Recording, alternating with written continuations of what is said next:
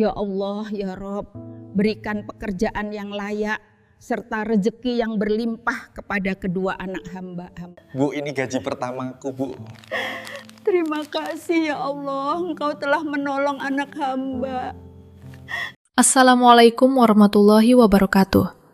Sahabat Rerintik yang senantiasa dirahmati Allah, mengawali perjumpaan kita kali ini, kami segenap tim Rerintik mengucapkan selamat menunaikan ibadah puasa di bulan suci Ramadan. Semoga setiap amal ibadah kita diterima dan dilipat gandakan pahalanya oleh Allah Subhanahu wa Ta'ala.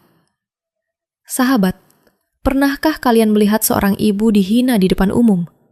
Bukan karena dosa atau kesalahannya, melainkan karena anak-anaknya dianggap gagal oleh standar dunia. Bayangkan, di usia 55 tahun saat tubuhnya mulai rapuh, ia masih harus banting tulang sendirian. Sementara orang-orang menunjuk, menertawakan, dan berkata dengan kejam, "Anakmu hanya jadi beban hidupmu." Dan yang paling menyayat hati, sang anak berdiri tak jauh dari sana, mendengar semua hinaan itu tanpa mampu berbuat apa-apa untuk membela ibunda tercinta. Namun siapa sangka, justru dari air mata dan sujud panjang seorang ibu di sepertiga malam, Allah membalikan keadaan dengan cara yang tak pernah dibayangkan oleh siapapun. Sampai-sampai, orang yang dulu menghina, akhirnya hanya bisa tertunduk terdiam tanpa kata. Tonton video ini sampai akhir, karena nanti kami akan membongkar rahasia di balik keajaiban doa ibu ini. Namun sebelumnya, bagi sahabat yang beragama Islam, mari sempatkan sejenak untuk nuliskan sholawat di kolom komentar. Semoga lantunan sholawat ini kelak menjadi saksi kebaikan kita di akhirat. Silakan juga tulis di komentar, "Saya siap menerima rezeki dari Allah dalam bentuk apapun." Karena siapa tahu, bertemunya Anda dengan video ini adalah cara Allah mengetuk pintu rezeki Anda hari ini. Tarik napas perlahan, dan bersyukurlah kepada Allah. Semoga Anda yang sudah like dan subscribe channel Rerintik ini selalu diberikan kesehatan, dilancarkan rezekinya, dan segera dilunaskan segala utangnya. Amin ya Rabbal Alamin. Suara tawa itu terdengar begitu jelas, keras, dan tanpa sedikit pun rasa iba. Siang itu, terik matahari terasa sangat panas menyengat kulit. Di sebuah warung kecil di pinggir jalan, beberapa ibu-ibu sedang duduk berkumpul. Mereka asyik berbincang sambil menikmati es teh dan gorengan. Namun, topik pembicaraan mereka bukanlah tentang cuaca atau keluarga mereka sendiri, melainkan membicarakan seorang wanita yang saat itu berdiri tak jauh dari mereka. Wanita itu bernama Ibu Fatimah. Usianya menginjak 55 tahun. Tubuhnya tak lagi tegap seperti dulu. Punggungnya mulai membungkuk karena bertahun-tahun memikul beban kerja keras tanpa henti. Telapak tangannya kasar, dihiasi bekas luka-luka kecil yang tak pernah benar-benar sembuh. Pakaiannya sangat sederhana, dengan warna yang sudah lama memudar. Sandal jepit yang ia kenakan pun sudah menipis dan aus di bagian tumitnya. Ibu Fatimah datang ke warung itu hanya untuk membeli 1 kilogram beras. Itu pun beras dengan kualitas paling murah. Saat ia sedang berdiri diam menunggu si pemilik warung membungkuskan beras pesanannya, tiba-tiba salah satu ibu di sana menatapnya dari ujung kepala hingga ujung kaki dengan tatapan merendahkan. Wanita itu bernama Bu Marni. Sambil tersenyum sinis, ia sengaja mengeraskan suaranya agar semua orang di warung itu bisa mendengar. "Bu Fatimah, anak ibu itu sekarang kerja apa sih?" tanya Bu Marni memecah keheningan. Beberapa ibu lain sontak menoleh. Ada yang tersenyum mengejek, ada pula yang saling lempar pandangan sinis. Ibu Fatimah tidak langsung menjawab. Ia hanya menunduk diam. Merasa di atas angin, Bu Marni melanjutkan sindirannya. Yang satu katanya sudah umur 30 tahun, yang satu lagi 25 tahun. Tapi kok masih sering kelihatan nongkrong di rumah saja ya? Terdengar tawa kecil yang menyakitkan telinga. Bu Ningsih, yang duduk di sebelah Bu Marni, ikut menimpali. "Iya, saya juga sering lihat mereka cuma duduk-duduk di teras. Kadang pagi, siang, sore. Kayaknya memang gak punya kerjaan tetap deh." Ibu Fatimah masih terdiam. Ujung jari-jarinya mulai terasa dingin, dan kantong plastik kosong yang ia pegang tampak sedikit bergetar. Bu Marni kembali melontarkan kalimat yang semakin tajam. Ibu ini sudah tua, masih harus capek kerja sendirian. Punya anak laki-laki 2, tapi nggak ada satupun yang bisa menafkahi ibunya. Kasihan sekali ya. Kata kasihan yang keluar dari mulut Bu Marni sama sekali bukan bentuk simpati, melainkan sebuah hinaan yang merendahkan martabat. Ibu-ibu yang lain kembali tertawa kecil. Salah satu dari mereka bergumam, "Percuma sekolah tinggi-tinggi, kalau akhirnya cuma jadi beban orang tua." Kalimat terakhir itu mendarat bagai tamparan keras di wajah Ibu Fatimah. Dadanya sesak. Ia ingin segera lari dari tempat itu, namun kakinya terasa sangat berat. Ia mati-matian menahan diri agar tidak terlihat lemah dan menangis di depan mereka. Pemilik warung akhirnya menyodorkan kantong plastik berisi beras. "Ini Bu, berasnya." Ibu Fatimah mengangguk pelan, berusaha tersenyum. "Terima kasih." Namun saat ia baru saja membalikkan badan hendak melangkah pulang, Bu Marni kembali berteriak, "Bu Fatimah, ibu itu terlalu memanjakan anak-anak, makanya mereka jadi pemalas. Harusnya disuruh kerja apa saja dong, jangan cuma numpang makan dari keringat ibunya." Air mata Ibu Fatimah tak tertahan lagi menggenang di pelupuk matanya. Namun saat ia menoleh, hatinya hancur berkeping-keping. Tak jauh dari warung itu, berdiri putra sulungnya, Hasan. Hasan mematung di sana. Wajahnya pucat pasi, matanya menatap nanar ke arah ibunya, lalu beralih ke kumpulan ibu-ibu yang tertawa itu. Hasan mendengar semuanya. Tak ada satu patah kata pun yang keluar dari bibirnya. Ia hanya menunduk dalam, tangannya mengepal kuat menahan gejolak di dada.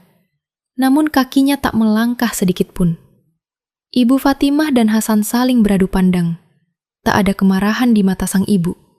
Yang ada hanyalah rasa sakit yang tak mampu dijabarkan oleh kata-kata. Tak ingin putranya melihat air matanya jatuh. Ibu Fatimah bergegas berjalan menghampiri Hasan. Mereka berdua berjalan pulang dalam keheningan. Sepanjang jalan, hanya deru kendaraan yang menemani langkah gontai mereka. Sesampainya di rumah kecil mereka, Ibu Fatimah langsung masuk ke dapur yang temarang. Ia meletakkan sekantong beras murah itu di atas meja kayu yang sudah rapuh. Hasan menyusul, berdiri bersandar di ambang pintu dapur. "Maafkan Hasan, Bu," ucap Hasan lirih. Suaranya parau dipenuhi rasa bersalah. Ibu Fatimah tak langsung menjawab. Ia sengaja membelakangi putranya agar sisa air matanya tak terlihat. "Hasan sudah berusaha, Bu. Hasan sudah keliling cari kerja kemana-mana. Tapi belum ada yang mau terima," lanjut Hasan dengan suara bergetar. Ibu Fatimah menarik napas panjang, mengusap wajahnya, lalu berbalik. Wajah rentanya memang terlihat sangat lelah. Namun ia memaksakan sebuah senyuman tulus. "Tidak apa-apa, Nak." Hasan menggeleng pelan, air matanya mulai menetes. "Hasan malu, Bu." Mendengar kalimat itu, hati Ibu Fatimah seakan diremas rindu dan pedih. Ia segera mendekati putra sulungnya, memegang kedua lengan Hasan yang kekar namun tak berdaya itu. "Jangan pernah bilang begitu. Kamu bukan beban bagi ibu." Hasan menunduk semakin dalam. "Tapi omongan mereka benar, Bu. Hasan belum bisa bahagiakan ibu. Bagi ibu, melihatmu tumbuh menjadi anak yang baik, itu sudah lebih dari cukup," jawab Ibu Fatimah lembut. Pertahanan Hasan runtuh. Ia menangis terisak. Ibu Fatimah menarik putranya ke dalam pelukan hangatnya, menepuk-nepuk punggung bidang itu dengan penuh kasih sayang. Di dalam pelukan itu, ibu dan anak ini saling membagi luka dan menahan perihnya dunia. Tak berselang lama, pintu depan berderit. Dimas, putra bungsu Ibu Fatimah, pulang dengan langkah gontai dan wajah kuyu. Begitu masuk, ia melihat ibu dan kakaknya sedang berpelukan di dapur. "Ada apa, Bu? Mas Hasan?" tanya Dimas bingung. Hasan segera menghapus air matanya dan diam. Ibu Fatimah menoleh, memaksakan senyum tipis. "Tidak ada apa-apa, Nak." Namun batin Dimas tahu betul ada yang tidak beres. Ia berjalan gontai dan duduk menghempaskan diri di kursi kayu ruang tamu. Matanya menatap kosong ke lantai semen yang retak. "Hari ini Dimas juga ditolak lagi, Bu," ucapnya lirih. Ibu Fatimah menghampirinya, terdiam mendengarkan. "Sudah 10 tempat minggu ini," keluh Dimas putus asa. Seketika, rumah kecil itu diselimuti kesunyian yang mencekam. Dinding-dinding rapuh rumah itu menjadi saksi bisu betapa kerasnya mereka berjuang demi sekedar bertahan hidup.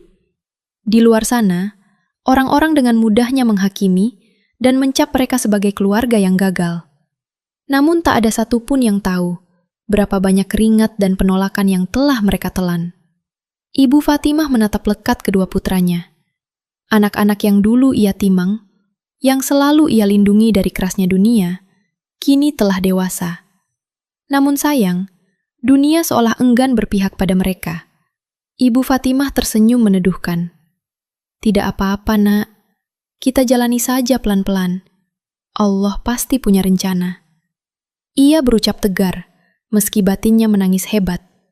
Ia menangis bukan karena hinaan orang-orang, melainkan karena tak sanggup melihat dua jagoannya merasa tak berharga sebagai laki-laki. Malam harinya, saat Hasan dan Dimas sudah terlelap karena kelelahan, Ibu Fatimah masih terjaga. Di sepertiga malam yang sunyi, ia menggelar sajadah lusuhnya. Setelah selesai mendirikan sholat tahajud, ia menengadahkan kedua tangannya yang kasar ke langit. Air matanya luruh membasahi pipi keriputnya. "Ya Allah, yang Maha Pemberi rezeki, tolonglah anak-anakku. Bukakanlah pintu rezeki untuk mereka. Angkatlah derajat mereka, ya Rob." Bisiknya dalam isak tangis yang bertahan. Ia tidak tahu bagaimana nasib anak-anaknya esok hari. Namun satu hal yang ia yakini, selagi ia masih bernapas, sujud dan doanya untuk sang anak tidak akan pernah terputus. Pagi kembali menyapa. Matahari mengintip dari celah-celah jendela kayu rumah mereka yang sudah renggang. Cahayanya jatuh tepat di atas lantai semen yang dingin. Ya, rumah itu memang tak pernah terasa hangat, baik secara suhu maupun nasib kehidupan mereka. Sejak subuh, Ibu Fatimah sudah sibuk di dapur kecilnya. Tangannya dengan telaten menyiapkan air panas untuk menyeduh teh. Gerakannya perlahan dan berhati-hati, menyeratkan tubuh yang tak lagi sekuat masa muda. Namun, ia tak pernah mengeluh. Di ruang depan, Hasan duduk termenung di kursi kayu favoritnya. Tatapannya kosong menembus jendela kaca yang kusam. Meski baru bangun tidur, gurat kelelahan dan beban pikiran sangat jelas tercetak di wajahnya. Lingkar hitam di bawah matanya membuktikan ia tak nyenyak tertidur. Tak lama, Dimas keluar dari kamar dengan pakaian kasualnya yang mulai pudar warnanya. Ia menatap kakaknya. "Mas Hasan gak tidur semalam?" Hasan menarik napas berat. "Tidur, tapi sebentar-sebentar kebangun terus." Dimas mengangguk paham, lalu duduk di sebelah kakaknya. "Sama Mas, aku juga." Keduanya duduk membisu, tak ada yang perlu dijelaskan. Mereka berbagi rasa sakit yang sama, rasa gagal, tak berguna, dan beban batin yang menyiksa. "Ini tehnya, diminum dulu." Suara lembut Ibu Fatimah memecah keheningan sambil meletakkan 2 gelas teh panas di meja. Hasan buru-buru berdiri. "Ibu duduk saja, biar Hasan yang ambil ke dapur." "Tidak apa-apa, Nak. Ibu masih kuat kok," balas ibunya diiringi senyuman. Hasan mengambil 1 gelas dan menggesernya ke hadapan sang adik. "Terima kasih, Bu," ucap Dimas pelan. Ibu Fatimah duduk menghadap kedua jagoannya. Ia menatap wajah-wajah yang tampak kusut itu.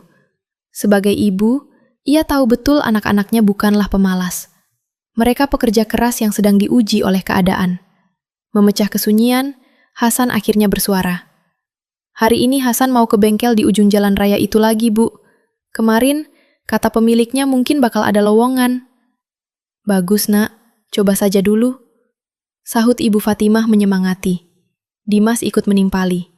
"Aku juga mau coba ke kota lagi, Bu. Kemarin dengar ada info perusahaan logistik yang lagi buka lowongan." Senyum Ibu Fatimah mengembang. "Berangkatlah. Ibu selalu doakan yang terbaik." Tak banyak kata setelah itu, namun di dalam dada mereka kembali tumbuh secercah harapan kecil untuk hari ini. Hasan berangkat lebih dulu. Ia menyusuri jalan setapak di kampungnya dengan berjalan kaki. Beberapa tetangga yang berpapasan dengannya ada yang memalingkan muka. Namun ada pula yang terang-terangan berbisik sinis. Itu kan anaknya Bu Fatimah yang pengangguran terus itu. Sayup-sayup bisikan itu masuk ke telinga Hasan. Ia hanya bisa menelan ludah dan pura-pura tuli. Telinganya sudah terlalu kebal mendengar hinaan semacam itu. Tapi bukan berarti hatinya tak lagi berdarah. Setiap sayatan kata itu tetap terasa perih. Sesampainya di bengkel tujuannya, ia melihat sang pemilik sedang sibuk memperbaiki mesin motor. Hasan memberanikan diri mendekat. "Permisi, Pak." Pemilik bengkel itu menoleh dan mengerutkan dahi. "Oh, kamu yang kemarin ya?" "Iya, Pak. Maaf mengganggu. Saya mau menanyakan soal lowongan yang kemarin Bapak sebutkan." Sapa Hasan penuh harap. Papa itu menghela napas panjang, sambil mengusap tangannya yang berlumuran oli. "Waduh, maaf ya Mas. Posisinya sudah ada yang ngisi dari saudara saya sendiri." Jawaban yang singkat, padat, dan cukup untuk membunuh harapan Hasan pagi itu. Hasan terdiam sejenak, tenggorokannya tercekat. "Oh, begitu ya Pak.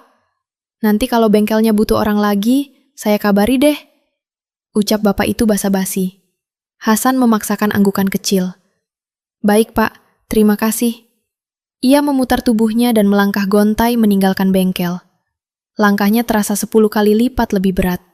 Harapan yang baru saja ia bangun subuh tadi, kini runtuh seketika. Di belahan kota yang lain, nasib serupa juga menghantam Dimas.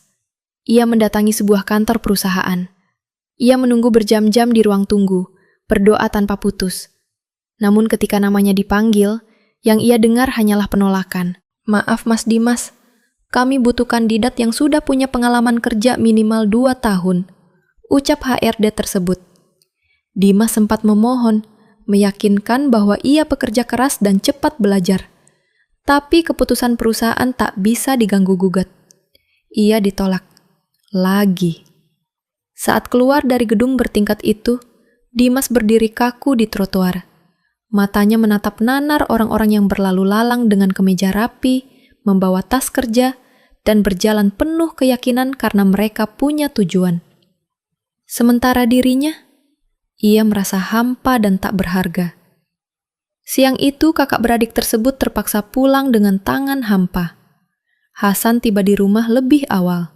Begitu menginjakan kaki di ruang tamu, ia langsung menghempaskan tubuhnya di kursi. Ibu Fatimah yang sedang menyapu mendekatinya. "Bagaimana, Nak?" Hasan terdiam menatap lantai, lalu menggeleng pelan. "Gak jadi, Bu. Sudah ada yang ngisi."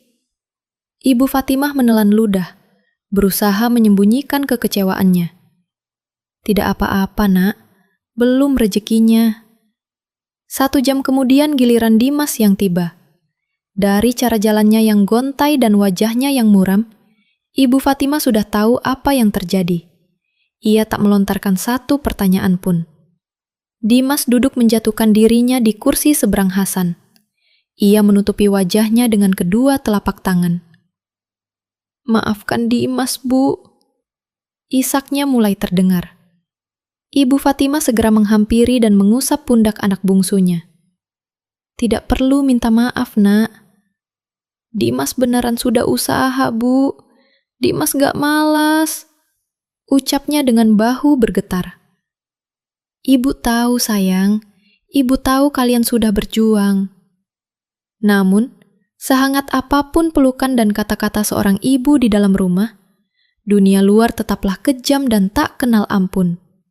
Sore harinya saat Hasan sedang duduk menenangkan pikiran di teras rumah, 2 orang pria paruh baya dari kampung sebelah berjalan melewati depan rumahnya.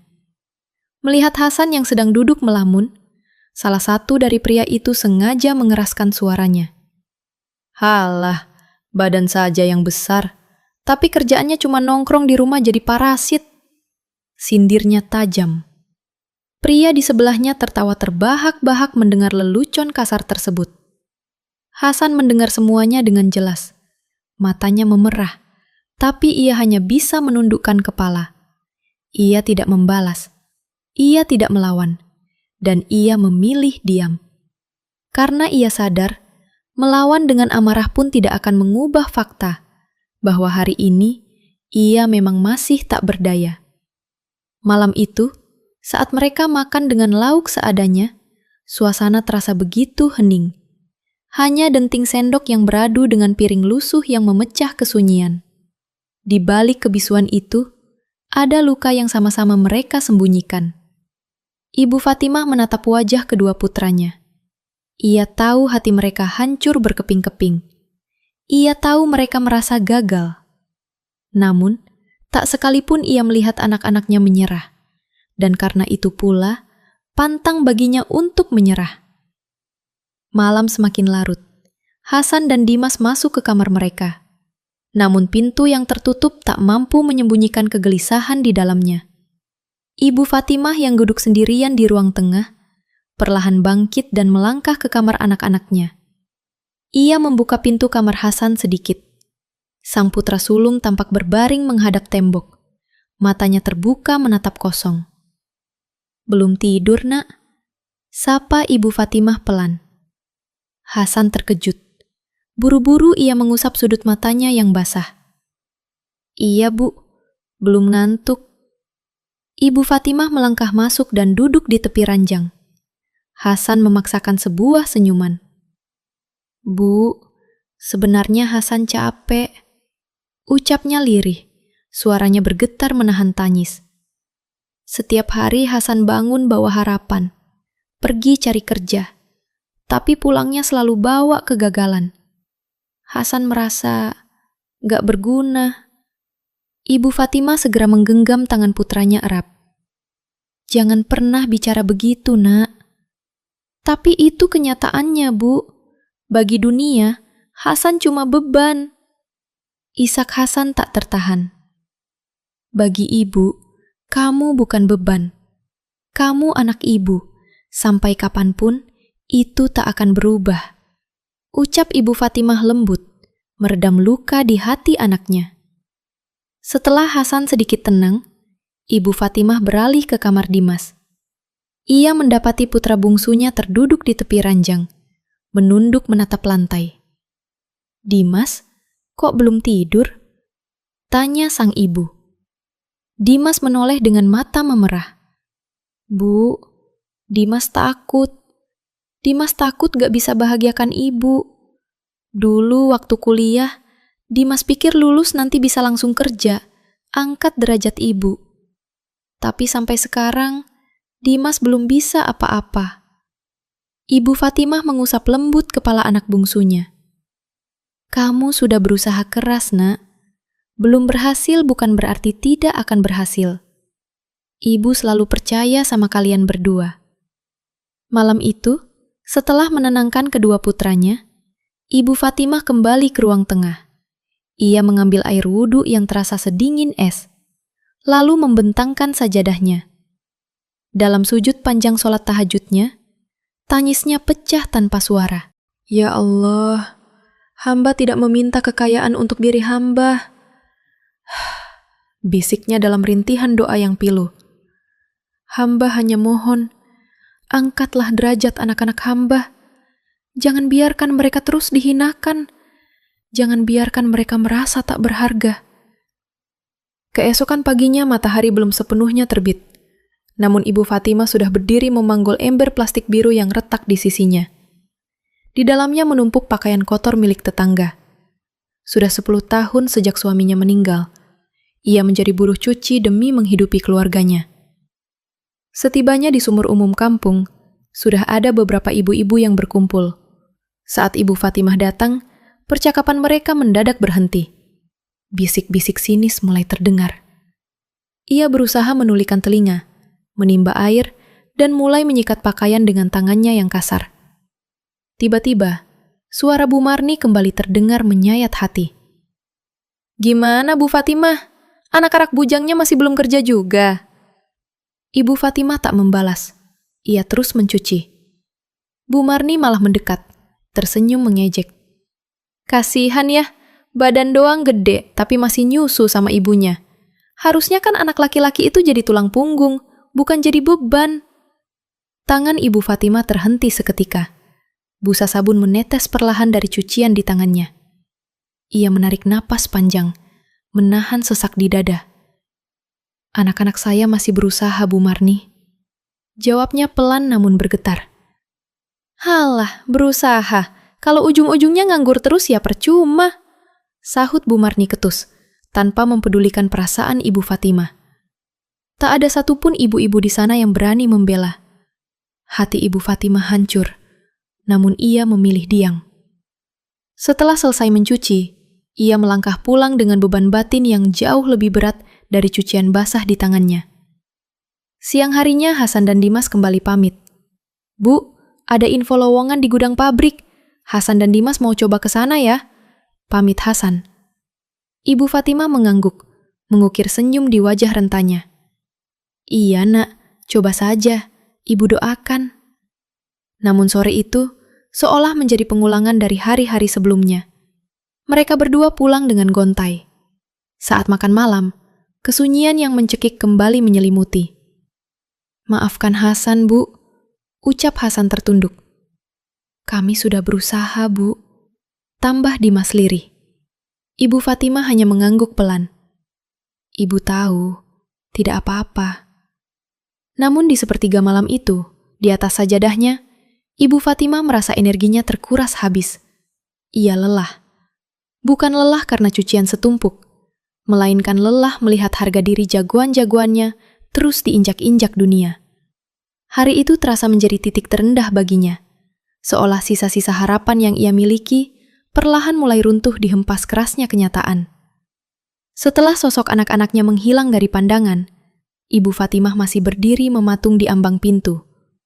Angin pagi yang dingin membelai wajah rentanya, namun ia seolah mati rasa.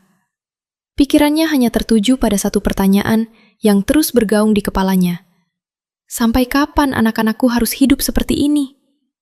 Ia melangkah gontai masuk ke dalam rumah. Suasana terasa begitu sunyi, terlalu sunyi hingga menyakitkan. Ia duduk di kursi kayu tuanya, menatap kosong ke lantai semen. Ingatan tentang wajah Hasan yang tertunduk menahan hinaan, serta suara Dimas yang bergetar saat meminta maaf, kembali memutar di benaknya. Dadanya terasa kian sesak. Tak ingin terus tenggelam dalam pusaran kesedihan, Ibu Fatimah bangkit. Ia mengambil mukena lusuhnya. Ia tak menuju sumur untuk mencuci, melainkan melangkahkan kakinya menuju musola kampung. Bukan karena ada jadwal majelis taklim, melainkan karena ia butuh tempat untuk lari. Ia ingin mengadu. Ia ingin menangis sejadi-jadinya di hadapan Sang Pencipta, tanpa harus berpura-pura kuat di depan anak-anaknya. Musola itu jaraknya tak seberapa dari rumahnya. Bangunannya sederhana, cat dindingnya mulai mengelupas, dan karpetnya pun sudah memudar warnanya. Namun, tempat itu selalu memancarkan ketenangan. Saat Ibu Fatimah tiba, musola dalam keadaan kosong. Ia masuk perlahan, mengambil wudhu, lalu duduk bersimpu di salah satu sudut ruangan. Matanya menatap nanar sajadah di hadapannya. Pertahanannya runtuh seketika. Ya Allah, rintihnya pelan. Hamba sudah berusaha sekuat tenaga, ya Rob. Air matanya tumpah menderas layaknya hujan. Ia menutup wajah keriputnya dengan kedua telapak tangan. Hamba tidak pernah meminta harta berlimpah, ya Allah. Hamba hanya memohon agar anak-anak hamba bisa hidup layak dan dihargai. Tangisnya pecah. Di sudut musola yang sepi itu, ia menumpahkan segala lara yang selama ini membatu di dadanya. Tak ada manusia yang melihat kelemahannya. Tak ada yang mendengar isak tangisnya. Hanya ia dan Allah. Saat Ibu Fatimah masih terisak dalam sujudnya, terdengar suara langkah kaki yang pelan mendekat dari arah belakang. Ia buru-buru menyeka air matanya dan menoleh. Di ambang pintu musola, berdiri seorang kakek tua berpakaian serba putih. Wajahnya begitu teduh, memancarkan aura ketenangan, dan tatapan matanya sangat lembut. Pria tua itu melangkah mendekat. Ibu, sapanya lembut. Ibu Fatimah menunduk hormat. Iya Pak Kiai. Pria itu duduk tak jauh dari Ibu Fatimah. Maafkan jika saya mengganggu. Saya sering memperhatikan ibu datang ke musola ini. Dan hari ini, saya melihat ibu menangis begitu pilu. Ibu Fatimah terdiam, bingung harus menjawab apa. Pria itu tersenyum simpul, suaranya mengalun tenang. Beban yang ibu pikul pasti sangat berat. Mendengar kalimat itu, Pertahanan Ibu Fatimah kembali jebol. Air matanya merembes keluar. Kata-kata sederhana itu terasa begitu pas memeluk lukanya. Dengan suara parau, Ibu Fatimah akhirnya bercerita. Anak-anak saya belum berhasil, Pak Kiai. Mereka sudah berusaha keras cari kerja ke sana kemari, tapi selalu gagal. Orang-orang di kampung menghina mereka, mencibir saya. Saya sudah tidak tahu lagi harus berbuat apa. Kakek tua itu mendengarkan dengan penuh empati, tak sedikit pun menyela. Setelah Ibu Fatimah tenang, ia berkata lembut, "Ibu, rezeki itu bukan semata-mata soal seberapa keras kita berusaha. Rezeki itu juga soal seberapa kuat doa yang kita langitkan." "Saya sudah berdoa setiap hari, Pak Kiai," jawab Ibu Fatimah lirih. "Saya tahu, Bu, dan Allah Maha mendengar setiap rintihan doa seorang ibu," balas pria itu sambil tersenyum. "Ibu, saya ingin menitipkan sebuah amalan. Ini ijazah dari guru saya dulu. Amalan khusus untuk orang tua yang ingin pintu rezeki anak-anaknya terbuka lebar." Jantung Ibu Fatimah berdesir rindu akan secercah harapan. "Benarkah, Pak Kiai?" Kakek itu mengangguk pelan. "Syaratnya satu, Bu. Ibu harus mengamalkannya dengan penuh keikhlasan, keyakinan penuh, dan tak boleh putus asa." "Saya akan lakukan apa saja, Pak Kiai. Apa saja," jawab Ibu Fatimah mantap. Pria tua itu pun mulai menuntun pelan. Setiap kali selesai sholat fardu, bacalah doa ini. Allahumma ashlih lana fi a'immatina, wa jama'atina, wa ahlina, wa azwajina, wa zurriyatina, wa amwalina, wa barik lana fihim fid dunya wal akhirah. Ibu Fatimah menyimak dan mencoba menghafalkannya dengan segenap hati. Lalu, sambung dengan doa ini. Lanjut kakek itu. Allahumma barik li fi auladi, wa la tadurrahum, wa wafiqhum li ta'atika, warzuqni birrahum. Air mata Ibu Fatimah kembali menetes. Kali ini bukan karena sedih, melainkan rasa haru. Dan yang paling penting, Ibu, kakek itu menatap Ibu Fatimah dalam-dalam. Jangan pernah tinggalkan istighfar. Bacalah astaghfirullahaladzim wa atubu ilaih sebanyak-banyaknya. Lakukan ini setiap hari, rutin, istiqomah. Jangan pernah ragu pada ketetapan Allah. Ibu Fatimah mengangguk berulang kali, sambil terisak bersyukur. "Terima kasih, Pak Kiai. Terima kasih banyak." Untuk pertama kalinya setelah sekian lama dihantam badai ujian, ada setitik cahaya terang yang masuk ke relung hati Ibu Fatimah. Bukan cahaya kepastian akan hasil, melainkan cahaya harapan. Semenjak pertemuan dengan kakek misterius di musola hari itu, ada yang berubah dalam diri Ibu Fatimah. Secara kasat mata, tak ada yang berbeda. Rumahnya masih reyot, periuk nasinya masih sering kosong, dan Hasan serta Dimas masih berstatus pengangguran. Namun di dalam batinnya, api harapan yang nyaris padam, kini kembali berkobar menyala. Setibanya di rumah, ia tak langsung mengerjakan urusan dapur. Ia mengambil sajadahnya, membentangkannya dengan penuh takzim. Di atas sajadah lusuh itulah, ia menggantungkan sisa-sisa asanya. Ia duduk bersimpuh, menundukkan kepala, dan mulai melafalkan doa-doa yang diajarkan sang kiai.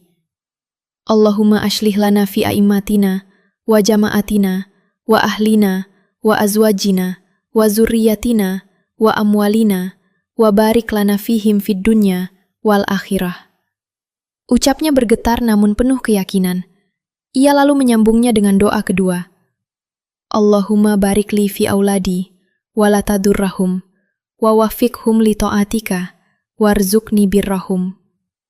Sambil menangis terisak, batinnya menjerit menyebut nama kedua jagoannya. Ya Allah, berkahilah Hasan. Ya Allah, berkahilah Dimas. Sejak hari itu pula, rutinitas Ibu Fatimah berubah. Ia bangun jauh sebelum azan subuh berkumandang. Ia mengawali harinya dengan lantunan istighfar tanpa henti. Astaghfirullahaladzim wa atubu ilaih. Ia tak pernah menghitung berapa ratus atau ribu kali lisannya berucap. Ia hanya melafalkannya dari lubuk hati terdalam. Hasan menyusuri jalan setapak menuju bengkel di ujung jalan raya itu. Langkahnya sama seperti hari-hari sebelumnya. Ia tak berani menggantungkan harapan terlalu tinggi, takut kembali dihempaskan oleh kekecewaan. Setibanya di sana, ia melihat sang pemilik bengkel sedang duduk santai, mengawasi seorang montir yang sedang membongkar mesin motor. Hasan memberanikan diri mendekat. "Permisi, Pak," sapa Hasan sopan. Pemilik bengkel itu menoleh dan mengerutkan kening sejenak. "Oh, kamu yang kemarin-kemarin bolak-balik nanyain kerjaan itu kan?" Hasan mengangguk. "Iya, Pak." Bapak itu menatap Hasan dari atas sampai bawah selama beberapa detik. Lalu menghela napas. "Orang yang baru saya terima minggu lalu itu kerjanya berantakan. Jadi dia saya berhentikan." Hasan terdiam. Otaknya masih mencerna kemana arah pembicaraan ini. "Kalau kamu beneran niat kerja, kamu bisa coba kerja di sini," lanjut pemilik bengkel itu dengan nada santai. Jantung Hasan berdegup kencang, seolah mau melompat dari dadanya. "Benarkah, Pak?" tanyanya tak percaya. Bapak itu mengangguk mantap. "Kamu bilang kemarin pernah kerja di bengkel, kan?" "Pernah, Pak. Dulu saya pernah jadi asisten montir," jawab Hasan antusias. "Ya sudah, kalau gitu kamu mulai kerja hari ini saja. Gantiin seragam sana." Selama beberapa detik Hasan terpaku. Dunia seakan berhenti berputar. Air matanya nyaris menetes saking bahagianya. "Terima kasih, Pak. Terima kasih banyak," ucapnya berkali-kali sambil membungkuk hormat. "Coba saja dulu. Kalau kerjamu bagus, kita lanjut," balas si bapak sambil tersenyum kecil. Hasan mengangguk penuh semangat. Di dalam dadanya, sesuatu yang telah lama mati kini bersemi kembali. Harapan itu akhirnya menjadi nyata. Sementara itu, di belakang rumah yang sempit, Ibu Fatimah sedang asik mengucek tumpukan pakaian kotor milik tetangganya.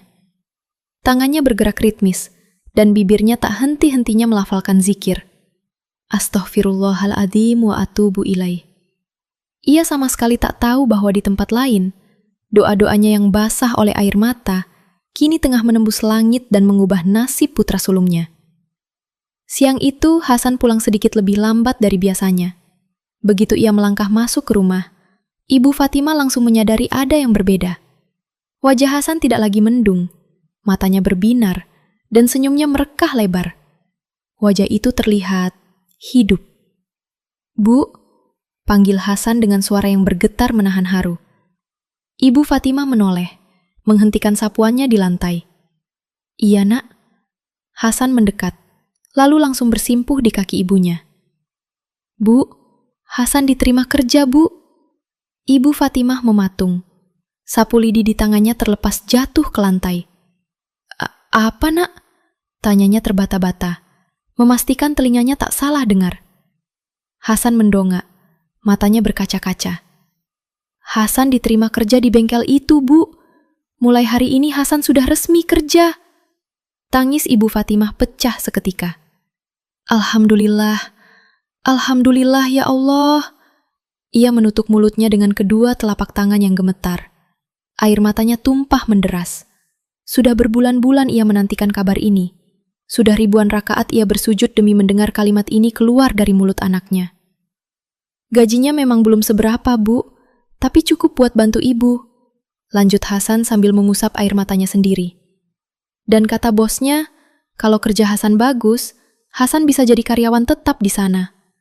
Ibu Fatimah merengkuh kepala Hasan dan menciumnya bertubi-tubi. "Tidak apa-apa, Nak. Itu sudah rezeki yang sangat luar biasa. Ibu bangga padamu." Keduanya berpelukan erat, menangis bahagia. Untuk pertama kalinya setelah sekian tahun merasa menjadi pecundang, Hasan akhirnya merasa berguna sebagai seorang laki-laki. Sore harinya, saat Dimas pulang dengan langkah gontai seperti biasa, ia terkejut melihat ibu dan kakaknya sedang duduk di ruang tamu dengan mata sembab, namun wajah berseri-seri. "Ada apa ini, Bu? Mas Hasan?" tanya Dimas bingung. Hasan menoleh ke arah adiknya, tersenyum lebar. "Mas diterima kerja di bengkel, Dim." Dimas terbelalak. "Benarkah, Mas?" Begitu Hasan mengangguk, Dimas langsung menubruk kakaknya dengan pelukan erat. "Alhamdulillah, Mas. Aku ikut senang." Matanya ikut berkaca-kaca melihat pencapaian sang kakak. Melihat kedua jagoannya berpelukan rukun, hati Ibu Fatimah adalah hati yang paling bahagia di dunia sore itu. Malamnya, saat seisi rumah telah terlelap, Ibu Fatimah kembali membentangkan sajadahnya. Namun kali ini, air mata yang membasahi tempat sujudnya terasa berbeda. Itu bukan lagi air mata keputusasaan, melainkan air mata syukur yang tak terhingga. Ya Allah, Engkau Maha mendengar. Terima kasih ya Rob. Rintihnya pelan. Ia kembali melafalkan doa-doa dari kiai di musola itu. Tak lupa disambung dengan istighfar panjangnya. Ia tahu, pekerjaan Hasan ini barulah sebuah permulaan. Namun, ini adalah bukti nyata bahwa Allah tak pernah tidur dan tak pernah meninggalkan hambanya yang bersabar. Malam itu, untuk pertama kalinya setelah bertahun-tahun, Ibu Fatimah bisa tidur dengan hati yang benar-benar lega. Sejak hari Hasan resmi bekerja, aura rumah kecil nan rapuh itu mulai berubah terang. Memang, rumah itu tidak lantas berubah menjadi istana. Dindingnya tetap kusam, dan atapnya masih rawan bocor jika hujan lebat. Namun, beban berat yang selama ini mencekik leher mereka seakan menguap begitu saja. Pagi itu, untuk pertama kalinya, Hasan bangun tidur bukan dengan niat mencari lowongan, melainkan bersiap untuk pergi bekerja. Perasaan itu terasa sangat magis baginya. Ia menatap pantulan dirinya di cermin retak kamarnya, merapikan kemeja seragam bengkelnya yang sedikit kebesaran, namun disetrika rapi oleh sang ibu. Saat keluar kamar, Ibu Fatimah menyambutnya dengan senyum terhangat yang pernah ia lihat. "Sudah rapi, Nak? Ayo sarapan dulu." Sapa sang ibu menyodorkan sepiring nasi hangat. "Terima kasih, Bu," jawab Hasan dengan nada mantap yang jarang ia miliki. Punggungnya kini tegak, tak lagi membungkuk karena didera rasa malu. Dimas yang baru keluar kamar pun tersenyum melihat kakaknya. "Hari pertama kerja nih Mas, semangat ya." "Pasti Dim, kamu juga semangat usahanya hari ini," balas Hasan sambil menepuk pundaknya adiknya. Meskipun Dimas tersenyum, jauh di lubuk hatinya ada sebersih rasa gundah yang menyelinap. Ia bahagia untuk kakaknya, sungguh. Namun di saat yang sama, ia merasa tertinggal. Kapan gilirannya akan tiba? Kapan ia bisa membuat ibunya tersenyum bangga seperti pagi ini? Tapi pikiran itu segera ia kubur dalam-dalam, agar tak merusak kebahagiaan keluarga. Setelah mencium tangan ibunya, Hasan melangkah mantap meninggalkan rumah. Untuk pertama kalinya, ia berjalan menyusuri kampung dengan dada membusung. Ia tak lagi menunduk saat berpapasan dengan tetangga yang dulu sering mencibirnya. Ia sudah punya pekerjaan. Ia punya tujuan. Di sudut teras, Dimas duduk mematung menatap layar ponselnya. Ia terus-menerus menyegarkan kotak masuk emailnya, berharap ada panggilan wawancara masuk. Namun, hasilnya nihil. Layar itu tetap kosong, sekosong harapannya pagi itu. Ia menghela napas berat, rasa putus asa mulai kembali merambat naik. Ibu Fatimah yang memperhatikan dari ambang pintu, tahu betul gejolak batin putra bungsunya. Ia menghampiri Dimas dan mengelus lembut pundaknya. "Dimas?" sapa Ibu Fatimah lembut. "Iya, Bu," jawab Dimas tanpa menoleh. Matanya masih terpaku pada jalanan. "Hari ini mau coba kirim lamaran ke kota lagi." Dimas terdiam sejenak, ragu. "Iya, Bu, rencananya begitu." "Jangan pernah berhenti mencoba ya, Nak. Rezeki setiap orang sudah ada takarannya, dan Allah tidak pernah salah alamat." Kata-kata ibunya ibarat air dingin yang menyiram bara api di dada Dimas. Ia mengangguk pelan. "Iya, Bu." Dimas pun beranjak masuk untuk bersiap-siap. Sebelum ia benar-benar pergi, Ibu Fatimah menahan lengannya sebentar, mengusap kepalanya sambil berbisik, "Ya Allah, lindungi anak hamba, permudahkanlah urusannya." Dengan doa ibunda sebagai perisainya, Dimas melangkah keluar rumah. Ia tak tahu di mana takdir akan mempertemukannya dengan pintu rezekinya. Namun, ia bertekad untuk terus berjalan. Hari berganti minggu, Hasan semakin luwes dengan pekerjaannya di bengkel. Karena sikapnya yang jujur, tekun dan rajin, bos bengkel pun menaruh kepercayaan penuh padanya. Ia tak hanya disuruh membersihkan kunci-kunci, tapi mulai dipercaya memegang mesin pelanggan. Suatu petang yang sendu, Hasan pulang sambil menyembunyikan sesuatu di balik punggungnya. "Bu," panggilnya. Ibu Fatimah yang sedang melipat mukena menoleh. "Iya, Nak." Hasan mengulurkan tangannya, menyodorkan sebuah amplop coklat tipis. "Ini, Bu, gaji pertama Hasan. Ibu Fatimah tertegun. Tangannya bergetar hebat saat menerima amplop itu. Ia tak peduli berapa nominal di dalamnya. Baginya, melihat putranya bisa mencari nafkah halal dengan keringatnya sendiri adalah harta karun yang paling berharga. Air matanya menderas membasahi pipi. Alhamdulillah, ya Allah, terima kasih. Bisiknya memeluk erat amplop tersebut seolah memeluk dunia. Namun, di tengah sukacita itu, ujian Dimas belum usai. Hari itu, ia kembali pulang dengan tangan hampa dan wajah yang luar biasa lelah. Ia menghempaskan diri di kursi kayu. Matanya merah menahan tangis kekecewaan. "Belum ada panggilan, Nak?" tanya Ibu Fatimah lembut, membawakan segelas teh hangat. Dimas menggeleng lemah. "Belum, Bu. Padahal Dimas sudah masukin lamaran ke 5 tempat hari ini." Ibu Fatimah merengkuh pundak anaknya. "Tetaplah berdoa, Nak. Allah sedang menyiapkan yang terbaik untukmu." Malam itu, dalam pekatnya sepertiga malam, Ibu Fatimah kembali mengetuk pintu langit.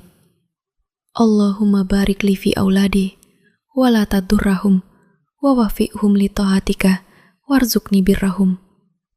Air matanya membasahi sajadah saat ia menyebut nama putra bungsunya. "Ya Allah, bukakanlah jalan rezeki untuk Dimas. Jangan biarkan dia putus asa dari rahmat-Mu." Ibu Fatimah tak pernah lelah merayu Sang Maha Kuasa. Dan tanpa mereka sadari, jauh di luar sana, sebuah pintu kesempatan yang sangat besar mulai terbuka perlahan. Sebuah takdir yang akan mengubah jalan hidup Dimas untuk selamanya, kini tengah bergerak mendekat. Hari itu terasa sangat terik. Dimas sudah berjalan cukup jauh, keluar masuk beberapa perusahaan, namun jawabannya tetap sama, tidak ada lowongan. Siang itu, ia duduk di sebuah halte dengan pandangan kosong. Lelah fisiknya tak sebanding dengan lelah batinnya. Saat ia nyaris menyerah dan hendak memasukkan ponsel ke dalam saku, tiba-tiba benda pipi itu bergetar. Sebuah panggilan masuk dari nomor tak dikenal. Dengan ragu, Dimas mengangkatnya. "Halo? Halo, benar ini dengan saudara Dimas?" Suara di seberang terdengar tegas. "Iya, saya sendiri, Pak. Kami dari perusahaan logistik yang tempo hari Anda lamar. Kami ingin mengundang Anda untuk wawancara besok pagi." Dimas langsung duduk tegak, tangannya gemetar hebat. "Baik, Pak. Terima kasih banyak, Pak." Air matanya menggenang. Untuk pertama kalinya setelah sekian lama menelan penolakan, ia mendapat panggilan. Ia setengah berlari pulang untuk membawa kabar bahagia itu. Mendengar kabar tersebut, Ibu Fatimah langsung sujud syukur. Malamnya, ia kembali bersimpuh di atas sajadah. "Astaghfirullahaladzim wa atubu ilaih. Ya Allah, jika ini jalan rezeki untuk anak hamba, mudahkanlah." Rintihnya di sepertiga malam. Ia membaca doa-doa ijazah sang kiai dengan keyakinan yang penuh. Pagi harinya, Dimas berdiri di depan cermin retak kamarnya. Ia mengenakan kemeja terbaiknya, meski warnanya sudah memudar. Sebelum melangkah pergi, ia mencium tangan ibunya dengan takzim. "Doakan Dimas, Bu." Ibu Fatimah menangkup wajah putranya dengan kedua tangan keriputnya yang hangat. "Selalu, Nak. Bismillah, Allah melindungimu." Wawancara berjalan lancar. Dimas menjawab apa adanya, jujur, tanpa dibuat-buat. Beberapa hari setelahnya menjadi hari penantian yang mendebarkan. Ibu Fatimah terus merutinkan sholat duha, sedekah subuh, dan istighfarnya. Hingga suatu siang, ponsel Dimas kembali bergetar. "Selamat saudara Dimas, Anda resmi diterima bekerja di perusahaan kami." Mendengar kalimat itu, tangis Dimas pecah. Ia segera memeluk ibunya erat. "Bu, Dimas diterima kerja, Bu." Ibu Fatimah membekap mulutnya. Air mata syukurnya tumpah menderas. "Alhamdulillah, terima kasih ya Allah." Hari itu, kesabaran dan doa seorang ibu dijawab dengan cara yang paling indah. Sejak hari itu, kehidupan mereka perlahan tapi pasti mulai berubah. Dimas berangkat kerja setiap pagi dengan seragam rapi dan langkah penuh tujuan. Wajahnya tak lagi diselimuti mendung rasa malu. Sementara itu, Hasan semakin ahli di bengkel. Sang pemilik bengkel memberinya kepercayaan penuh untuk menangani pelanggan sendiri, membuat penghasilannya ikut meningkat. Untuk pertama kalinya sejak sang suami tiada, Ibu Fatimah tak lagi merasa sendirian memikul beban dunia. Keajaiban seakan tak berhenti sampai di sana. Beberapa bulan kemudian, Dimas diangkat menjadi karyawan tetap dengan gaji yang jauh lebih besar. Puncaknya, pada suatu pagi yang cerah, sebuah mobil perlahan memasuki pekarangan rumah kecil mereka. Bukan mobil mewah, tapi cukup untuk membuat seluruh tetangga menoleh keheranan. Hasan turun dari kursi kemudi, sementara Dimas turun dari pintu sebelahnya. Ibu Fatimah yang sedang menyapu terkesiap kaget. "Nak, mobil siapa ini?" Kedua putranya saling tersenyum. "Ini mobil untuk ibu," ucap Dimas lembut. "Dari keringat kami, Bu." Kaki Ibu Fatimah terasa lemas. Ia tak pernah meminta kemewahan ini. Ia hanya ingin anak-anaknya dihargai layaknya manusia pada umumnya. Sambil menangis haru, ia memeluk kedua jagoannya erat-erat. Di seberang jalan, Bu Marni dan ibu-ibu tetangga yang dulu sering menghina, kini hanya bisa menonton dari kejauhan. Mereka yang dulu mencap Hasan dan Dimas sebagai beban keluarga, kini terdiam 1000 bahasa. Tak ada lagi tawa merendahkan.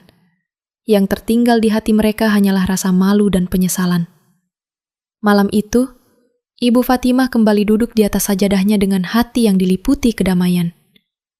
Astaghfirullahaladzim wa atubu ilaih. Ya Allah, Engkau tak pernah meninggalkan hamba-Mu. Bisiknya di sela senyum syukurnya. Untuk pertama kalinya setelah bertahun-tahun, ia bisa tidur tanpa rasa cemas. Sahabat Rerintik, kisah ini adalah bukti nyata bahwa doa seorang ibu memiliki kekuatan yang menembus langit. Ketika semua pintu dunia tertutup, pintu langit akan selalu terbuka. Ketika manusia meremehkan, Allah justru menyiapkan kemuliaan. Amalan Ibu Fatimah sangatlah sederhana namun dahsyat. Sedekah subuh meski hanya recehan, sholat duha, istighfar tanpa henti, dan doa tulus tak berkesudahan. Keikhlasan dan keyakinannya lah yang mengubah segalanya. Karena sesungguhnya, rezeki anak bukan hanya datang dari usahanya sendiri, melainkan juga dari derasnya doa orang tua. Bagi sahabat yang merupakan orang tua, jangan pernah lelah mendoakan anak-anak Anda, meski hari ini mereka belum terlihat berhasil. Dan bagi Anda yang seorang anak, jangan pernah putus asa, karena bisa jadi ada doa ibu Anda yang sedang mengetuk pintu langit setiap malam. Jika cerita ini menyentuh hati sahabat, mari tuliskan di kolom komentar. Aku percaya doa ibu mengubah takdir. Jangan lupa tekan tombol like dan subscribe channel Rerintik, agar lebih banyak orang yang bisa mengambil hikmah dari kisah inspiratif ini. Terima kasih sudah menyimak. Semoga kita semua selalu dalam lindungan Allah Subhanahu wa Ta'ala. Wassalamualaikum warahmatullahi wabarakatuh.